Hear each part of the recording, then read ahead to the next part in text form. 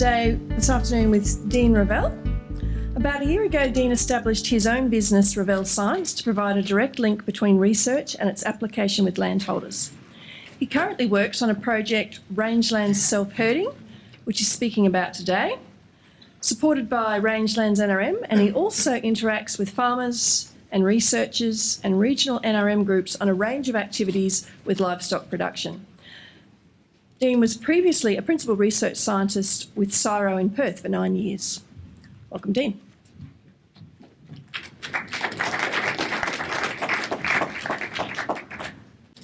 Thanks, Robin, and terrific to be here and to be hearing about so many interesting and great opportunities. And I hope I can add to that today, talking to you about rangeland self-herding. It's a term that describes a very broad set of principles and practices, both. That's behaviour-based, that puts the manager of livestock in a position of positively influencing the behaviours of livestock, both in their location, their retention, their distribution, their movement, and indeed diet selection. I'm going to make use of the small amount of time I have with you to talk about some of the on-ground results that we've achieved over the last 6 to 12 months. And I hope not too frustratingly for you, not spending too much time on how it was achieved, but more than happy to talk to you about that if you're interested. I want to start and finish with a pretty simple statement. Animals can change. Simple, but quite empowering.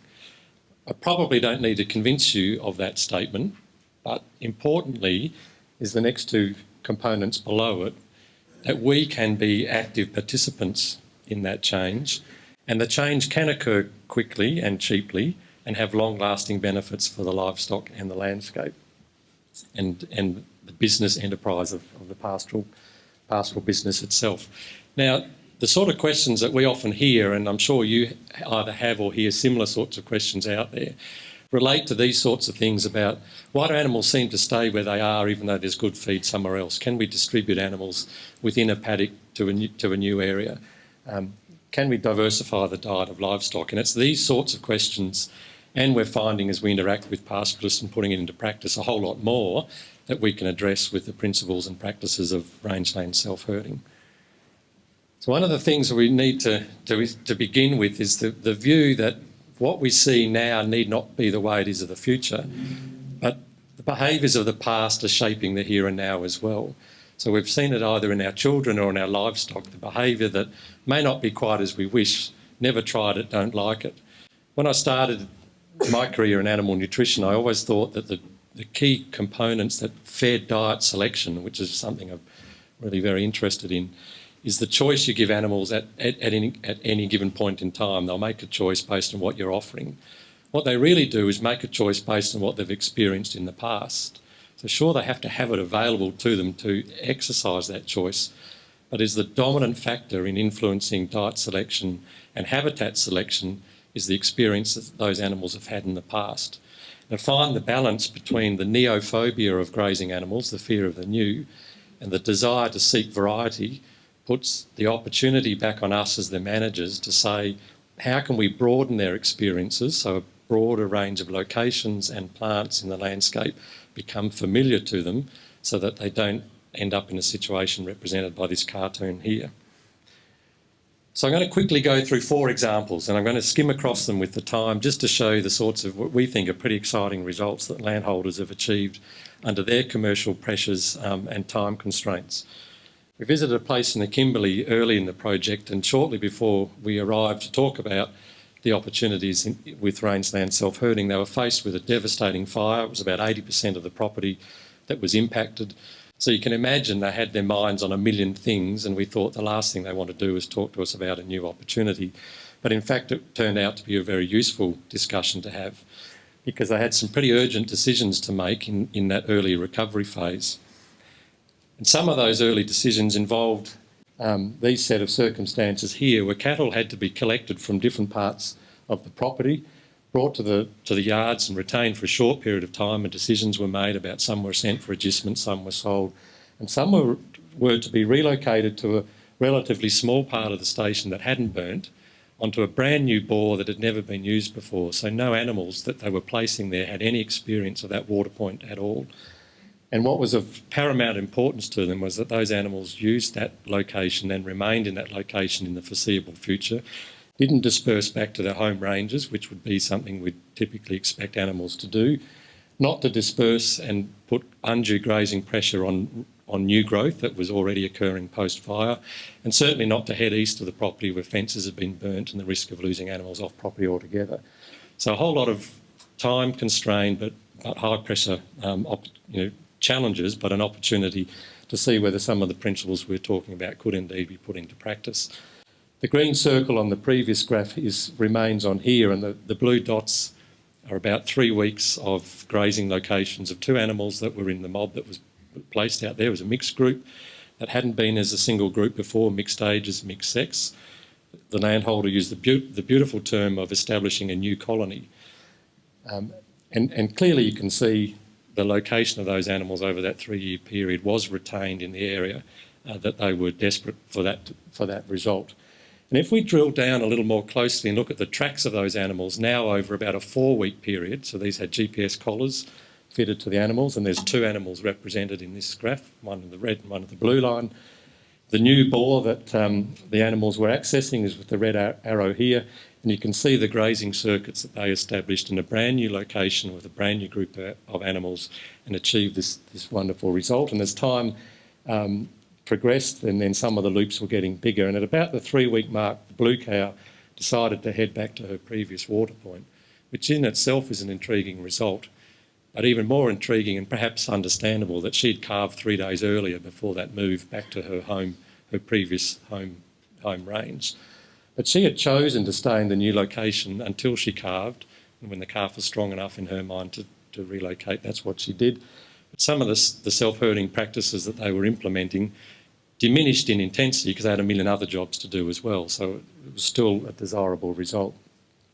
They did report that all of the animals that they were seeing regularly in their visits were now using multiple water points, including the new one, which they were very happy about. Here's another example further south in the Pilbara in Western Australia, and this particular property has a long, narrow paddock where the river is fenced off, which gives them a huge amount of flexibility in managing the backbone of their property in terms of economic performance and also the landscape health as well. Despite it being quite a narrow paddock, there's the scale of 4 kilometres down in the bottom corner.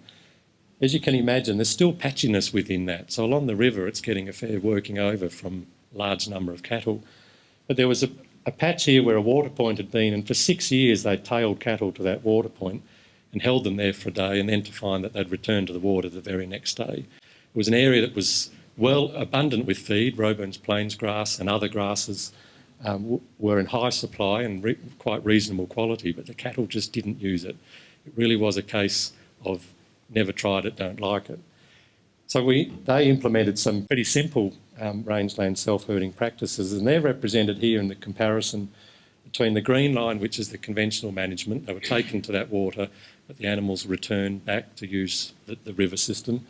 Whereas another group of cattle, and this is one animal, again with the GPS tracking collar representing that group, set up a brand new grazing circuit of their own.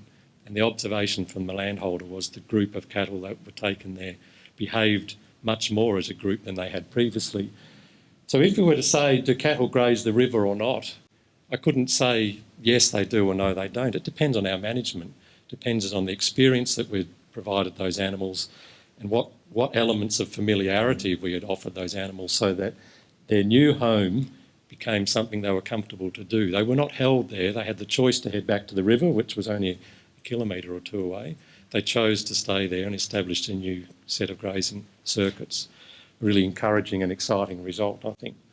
So the difference between management was the determining factor of the way the cattle were using that part of the landscape. A more ambitious program on another Pilbara property in a very large paddock, multiple land systems within that paddock, no and variable utilisation. The question is, could we influence grazing areas over time? So this is representation of that paddock, and a known area of high utilisation down in the southwest corner.